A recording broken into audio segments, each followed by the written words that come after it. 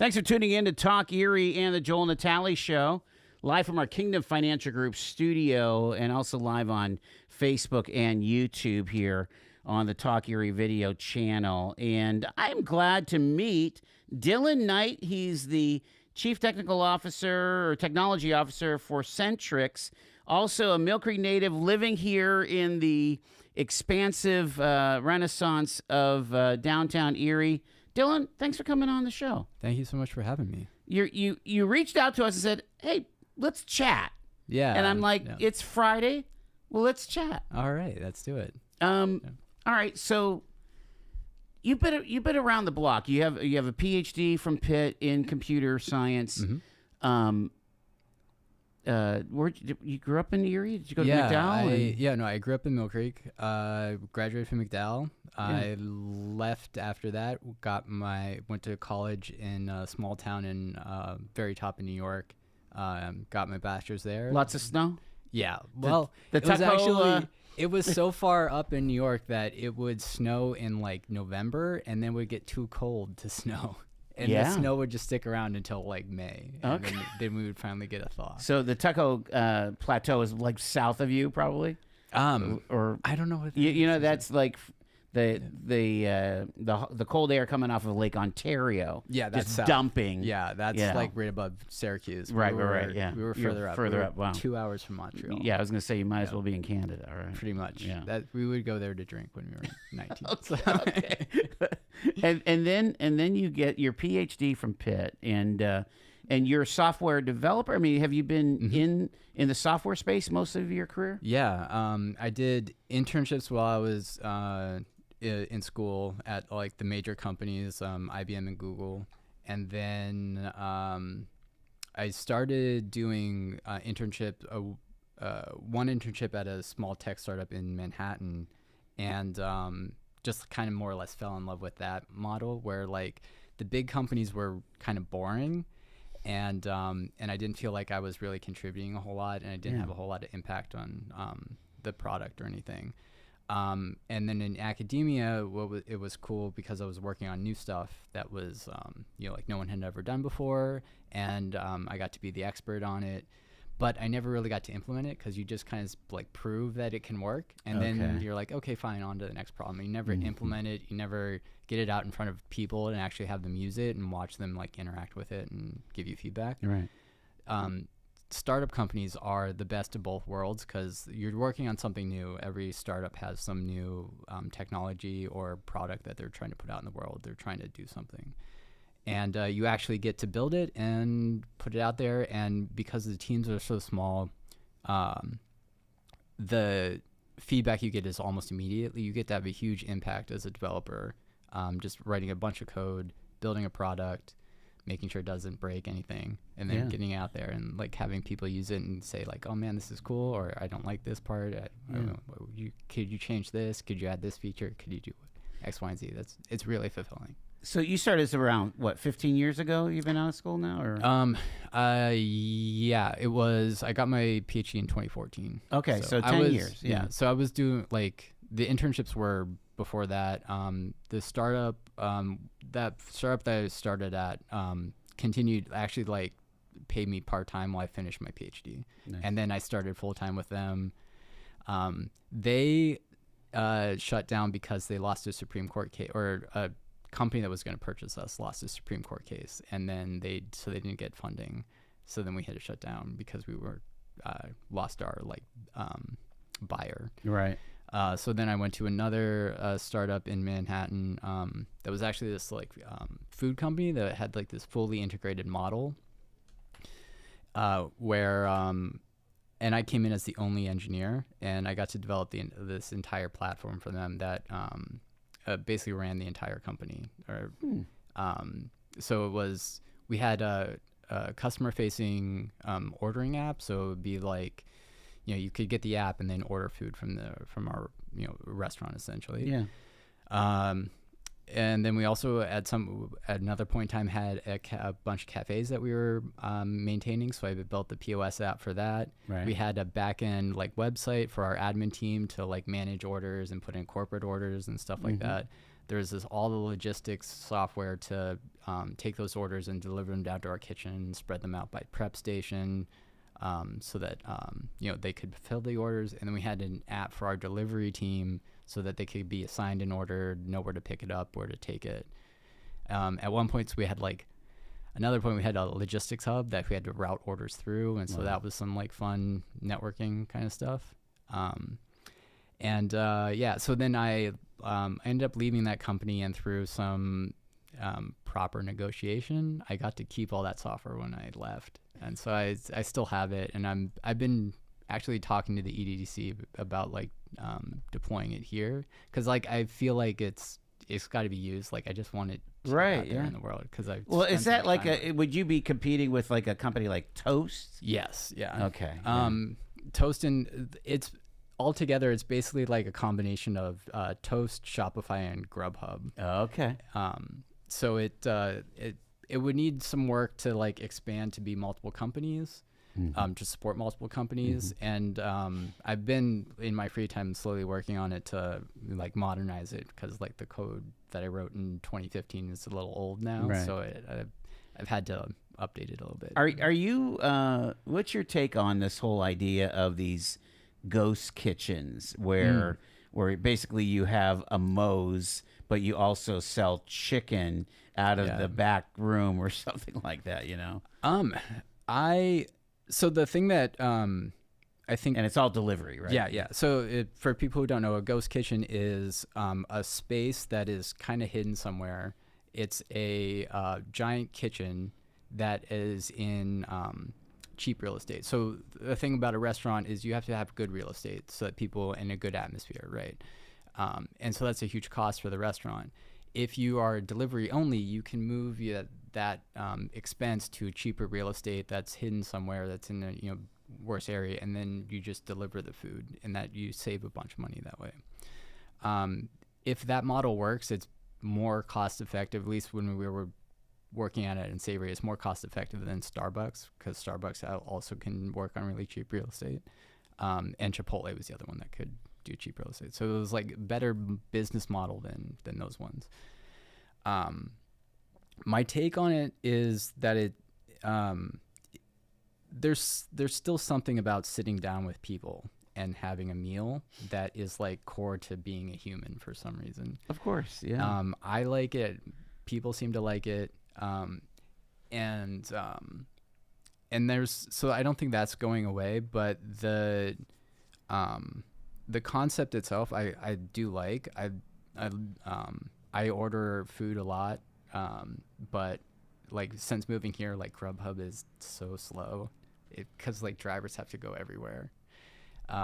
So our food always comes cold and whatever. So the delivery experience here is just not as good as, Manhattan was awesome, but okay, that really begs a question about ground transportation too, because we have a huge issue. We do not have a taxi company, which you would think is that's old technology, but we also don't have, it seems seemingly enough, Lyft and Uber drivers, and so when you arrive on a plane, it could be dicey, especially a last flight of the night. Yeah, I forget the last flight I took, but I ended up not booking it out of Erie because of that issue, the ground transportation. The return flight, I couldn't even get a hotel out by there or something, right? So right, yeah. So I had to I flew out of Pittsburgh, I think, for my last one.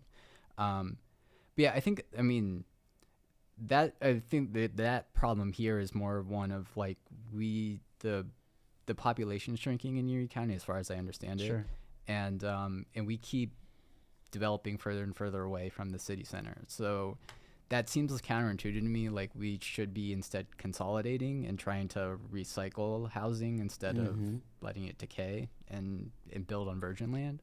Of course, yeah. If we did that, then that would solve a lot of these problems of transportation, because the Uber, Lyft drivers wouldn't have to drive as far, so they wouldn't be as far away whenever you put in your request. So then they would get to you faster, they would get to your food faster, they could get delivered faster. Well, and it kind of begs this question of, we've got a new economy basically, Dylan, as far as it's an app-based economy, yet it's relying upon a really solid traditional economy. And so if you want that meatball omelet from Dominic's, you're hoping that you can order that in the middle of the night. Well, you can't because they're closed by 2 o'clock or whatever it is. And again, I don't just want to pick on them, but I mean, we don't have any place that stays open like they used to, or the overnight place that the kids would go to after a night on the town. I miss. I didn't discover them until I was in Manhattan, but there's a company called Insomnia Cookies that's open till 3 in the morning, and they will deliver you warm cookies at 3 in the morning. Yeah. If I were a stoner, that would probably be the greatest thing ever. And we're glad that you're not. Yeah, well, I am too. But like, just that is like, that's all that they did. It's an easy bake oven in a little hole in the wall, and they deliver you warm cookies. And they're expanding. They're in Pittsburgh now. They weren't there whenever I was living there. But we need one here, or we need like Ye Olde Sweet Shop to stay open.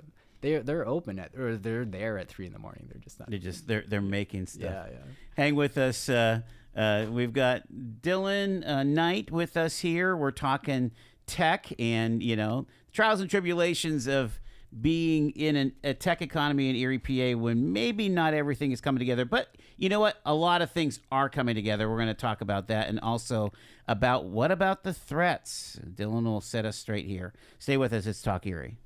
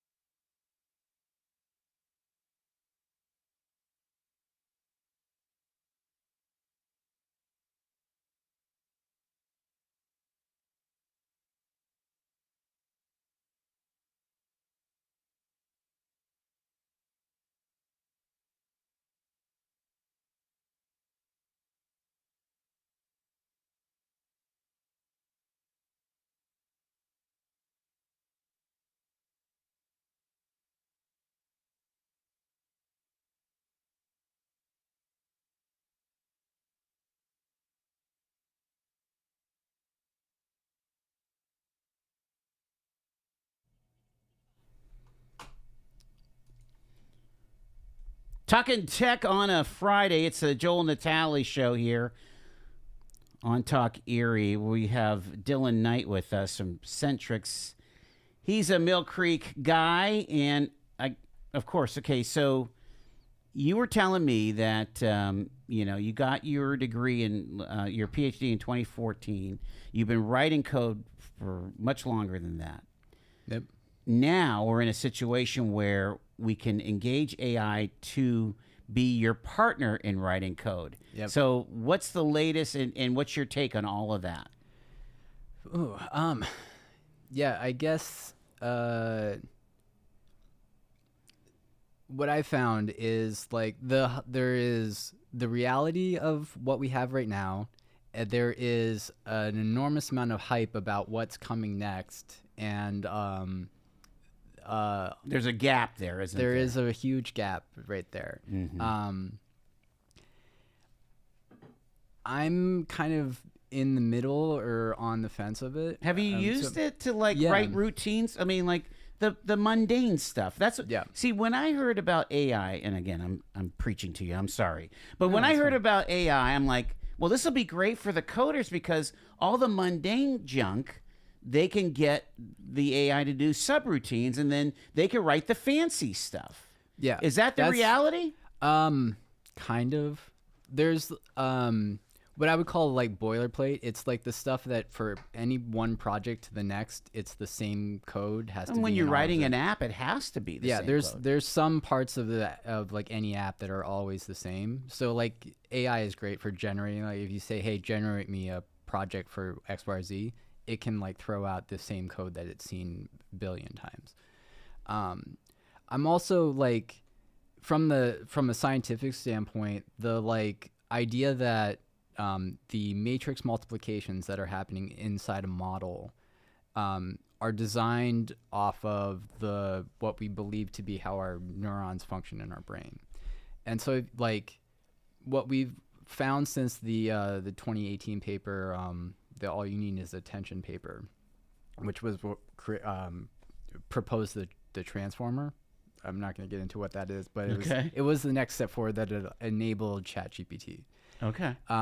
Since that paper and the work we've seen that just by like scaling up the size of these models, basically adding more parameters to these matrix multiplications, it's like adding more neurons to the system. And the hype now is like, well, we're just going to keep adding more neurons, and eventually we'll get to the size of like a fly's brain, and then I don't know what the next size higher, bigger brain is, but we'll get to a sufficiently big enough set of neurons that it will mirror our own brains, and it will be as intelligent as we are. So like, there's no more roadblocks. It's clear skies from here to like advanced, like artificial general intelligence. We're going to have them as soon as we build the big enough machine to process. Sentience is what we're going for, right? I'm like, that's the hype that's there. What, I'm a little skeptical of that. Mm-hmm. I think that like we will get like marginal improvement as we scale up, but it might hit a plateau. Right. It may not, but it will probably hit a plateau, and we'll need more innovation to like get to artificial general intelligence. I mean, like for us here, and this is what concerns us, is that it really seems to be excelling in the creative arts, right? Mm-hmm. And so if I were to look back to July of 2023 and I told ChatGPT or Claude AI, write a radio spot for a tech company called Centrix, it would be super clunky and like really weird, like somebody who was translating from a foreign country into English, right? Okay. By the time Christmas hit in the first of 2024, it was a whole lot better. Right now, it writes about as good as I write, in at least in advertising copy. Yeah, and it's like, I mean, that's an awfully fast loop. Yeah. So we're seeing that increase, but I would argue that's linear increase. We're not seeing like an exponential one, and we need an exponential one to approach like human intelligence. Okay, that makes sense. I've kind of seen the same thing with code. I use Claude now for like my coding assistant, and where I used ChatGPT before through GitHub Copilot, and it that was really annoying. Like the code that it would propose and write would often, like, almost always be wrong, or I would want to change it and whatever. And so this like advertised like productivity gain that it would give to developers, I just never realized. Yeah. Claude is a step above, and the interface that Cursor gives us is it's another app that we use for coding. It gives us a little bit better for it, and so I get a little bit of a productivity boost. Yeah. But I haven't seen like oh my god, this is so much better. It's impressive, but it hasn't like improved dramatically for me. So it's not necessarily like this reliable assistant for you as an advanced coder. It takes some of the burden off, but it's not reliable yet. Interesting. But what about this imagery stuff though too? Like that's cool. I mean, it's but it's almost scary. Like they could put Taylor Swift on the Niagara, sailing in Lake Erie, and it's flawless. I mean, at least they're not doing the 6-finger thing like they were doing there for a while, right? Yeah, it's it's impressive. I'm like I guess like the thing I would say about anything in the creative space is that like one, it gets used for bad purposes, right? And the other is how quickly the people who are hyping this up just are so quick to talk about putting all these people out of work, and not like it's like I always like the conversation was around self-driving cars a while because of Elon for a while, and I sympathize with like, well, what are we gonna do with all the truck drivers then? There's 3 million of them. How do we don't have enough like replacement jobs for these people. Like, why are we talking about this? Yeah. And now it's coming for like me personally, because of like the CEO of Amazon is like, oh, we're going to replace developers with this. I'm like, this is what I've trained to do. I love doing this. This is like my calling on this planet. And he's just like, okay, you're worthless now. I find it funny that, before the pandemic, they were saying, yeah, don't go into the truck driving business because, we're going to be replaced in 3 years. And then during the pandemic, it's like, please, please come deliver our toilet paper from, to Walmart because our supply chain is totally crumpled. So that's the disconnect between the like hype and the reality. Yeah. So that like maybe we don't have to worry, but why talk about it? Like, why put that fear into people unless you want them to like take a pay cut or something? I don't like, and it seems so there's some heartless. ethics that needs to be engaged. Can you hang with me? Sure. I got a long break at the bottom of the hour, but I want to kind of pivot with you and talk a bit about your take on Erie and the Renaissance and what some more of your lived experience here. We've got Dylan Knight with us here. It's Talk Erie and the Joel Natale Show on a Friday.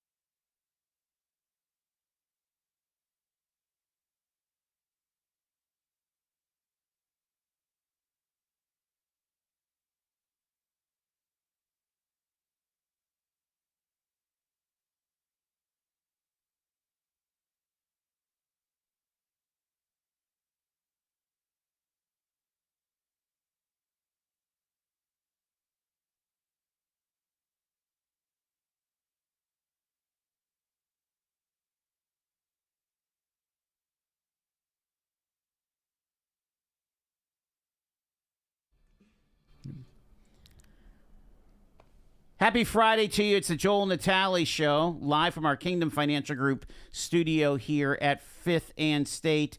And we are also live on Facebook and on Twitter. Not Twitter.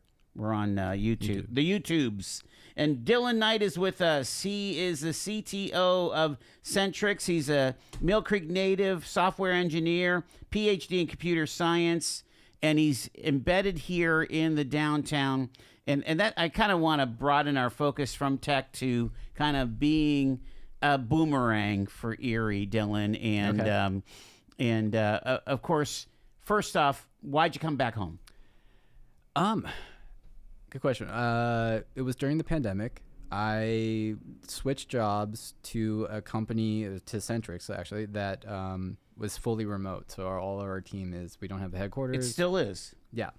So our whole team is spread out all over the country. Our CEO's in Georgia, product guys in Montana, sales guys in Texas. Jeez. We just work over the internet with each other. So I got that job, and it afforded me the opportunity to leave Manhattan. And so why am I paying this much rent? Or at least why am I getting this little space for this much rent? And my girlfriend and I had visited family that I still have here a couple of times, and she actually liked it here. So she's like... She's from what part of town? Upstate New York. Okay. So like Newburgh area. Yeah. And yeah, so she liked it here, and the she's Hudson like, Valley. Yeah, Hudson Valley. She's like, why don't we move to Erie? And I'm like, anywhere else. It could be, why not? It's cheap, and we'll go see what, like, I'll be closer to the family. Like, I love my niece and nephew, so I love being close to them. And so, yeah, we moved back here for that, and I work from home from here, and yeah. All right, so talk about like the assets that you had available to bear, let's say in Manhattan. Again, I know that's an extreme example, but I mean, yeah, you have. I mean, you're going to have a lot of assets when you have that kind of consolidated population.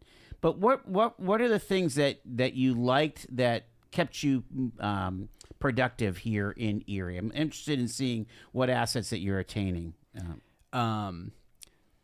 Like your connectivity, your living space, gotcha, your quality of life. You know? I really like a walkable neighborhood. I had that in Pittsburgh when I was doing my PhD there. And when I got to Manhattan, it was kind of that on steroids. Like, you can go out your front door and like everything's in a walkable distance. Where were you on the island? I started off in Chelsea, kind of like in the middle on 6th Avenue, and then I slowly moved east towards Kips Bay. Is that close to the UN or? Yeah, it's a little south of the UN. Okay. Yeah. And so there's I loved that, like, I was a 20-minute walk from work. I was about a 30-minute walk from Whole Foods, the grocery store that I tend to shop at. And I had a movie theater within like a 5-minute walk, and Starbucks was always around the corner. And my gym was also a pretty close walk. So like having all of that around was awesome. And I like not relying on a car because if it breaks down, or public transportation, it's a lot of logistics there. So did you even own a car in the city? I didn't own one in Pittsburgh, and I didn't when I started at Pittsburgh. I didn't own a car. I got a car eventually, but then I sold it, and I didn't have one when I was in Manhattan. So you bought one when you came home? I had to buy one when we came to Erie. That was the first thing that we did, and it was during the chip shortage. So like we were running around. We went out to Ohio to get a car because there was the inventory here wasn't sufficient. Well, we don't have it. Did you buy a Tesla or what? No, okay. I'm glad I didn't now. Okay. But I living here, there's no electric car chargers. No. They just built a parking garage, and there's no EV stations in it. I don't understand why there aren't. But so I don't have anywhere to charge an EV. I would have gotten one if I did have a place. The apartment I live in, like next door over here, also has a parking spot and no EV charging. So We had to get a hybrid. Gotcha. That was the that's why we ran around all over the place. I was looking for at least a hybrid car. So we got a Hyundai Elantra. So I'll give a name name check for a little that. plug, yeah. Best mileage you can get. So walkable is important to you. So when we first moved here, there was the Starbucks right around the Right. corner, and then the food co-op was around the corner, and those are both gone. But thankfully, like we've got the bakery that opened up. That's awesome, Ember and Forge. It's got good drip coffee. I don't like their espresso, but Okay. but yeah, they're great places to hang out and meet people, and like just sit and work and have. Is that fresh place near you open anymore? Or? That's a good question. I have no idea. Okay. I've seen like the district manager or the owner. I'm Okay. not sure. I've met him once or twice. He's been around, but I don't know if Like if you've not eaten there. I did a couple of times, but yeah, not regularly. Okay. Like I said, I have a pretty strict diet that I follow, and Like what about like Wegmans or Giant Eagle? Like where do you like to do the big shop? You like to go to the co-op, right? I mean, I do the co-op. I actually make a trek out to Whole Foods in Ohio every 2 weeks for most of my food, and then we go to Wegmans for the other stuff that we don't need to go all the way out there for. yeah. So Yeah. the like Whole Foods just has a couple of brands that the co-op doesn't. So and they have a little bit more variety. So so I just have been in the habit of going there, and still do. So. What are some other things that you kind of really wish? And again, that would have broad appeal, but it's interesting that we don't have it here in Erie. I think the main thing that's on my mind is the real estate is a little I want to say homogenous, but it's also like just like separated. So like you have all of the like middle class housing in this area, and then there's like the $1 million mansions are over here, and then the Hands apartments are all over here, and so it's all. Whereas in like Manhattan, those would be more or less mixed. They are separated a little bit, but it's like there's a diversity of like a penthouse, and then you've got whatever apartments below it. And then the other thing, I guess like what I would like to see is like the missing middle of like medium dense housing. So ideally I would have like, if I were going to stay here long term, would be like a townhouse or a row house that has more space than what these apartments offer, is actually livable. So there's like storage space in like a basement or an attic where I could have your own garage, maybe. Yeah, like Christmas decorations could actually put somewhere, or like if I had a hobby of like a piano, or my girlfriend's actually an artist, so having like an art studio or space for an art studio would be cool. And having my man cave of like multiple monitors, and like you don't want to see what my my desk would look like. But I'm also like being like, a techie, I would love to deck it out with smart home automations and make it as energy efficient as possible. And so that would require some like construction that is like up to newer standards, like passive house design, with more amenities like EV charging, a smart home panel, maybe geothermal heating, heat pumps, the heat recovery ventilation, triple pane windows. I could go on, but but if it's like, if I was building my own house like out in the sticks in Fairview or whatever, and contributing to this problem of sprawl, I could do all of that. If it's in a walkable neighborhood, I have to rely on a developer to build that for me, or at least put the infrastructure in place so that I can do the home improvements to bring that up to what I want, like put in all the home automation stuff. And I don't know that there's a market for that here. Well, I mean, there could be a limited market, but I think it would probably have to be a scenario where you would have to really kind of go full core. And this is the wrong way to say, but gentrification. You'd have to say, okay, we are clearing 3 crappy houses on the west side, maybe near Gridley Park, or where the our West Bayfront is, for example, and just go full in on a high tech multifamily or row houses, townhouses. I would that kind of deal. Hey, if there's anyone out there who agrees with me, I would do. But they would be like $350 a piece. I would do a housing co-op kind of situation with other people if they wanted to go in on it. Which is commonplace in Manhattan, like I don't know if you're for the cliche of like the co-op board and like approving all that stuff, like that kind of thing would I would do here if the opportunity is right. But barring that, like even just having like the medium dense like row houses or something that are a little bit more spacious and like livable in the like down here, walkable amongst all of the other amenities that are coming in and whatever would be amazing, I think. What about social life? Like what do you feel like we've got going for ourselves? Again, there's really a lot of strife of having the Lake Erie Ale Trail and having all of these amenities, whether it's craft beers or cool cafes. You're starting to see it, right? I'm a bit of a nerd. I don't know if you know, so I'm maybe like I guess like the thing that worries me is like I just am so attentive to these trends that the next generations coming up are not going out as much, and they are more or less been addicted to their phones and are starting to like date through their phones, and like that's the primary way that they interact.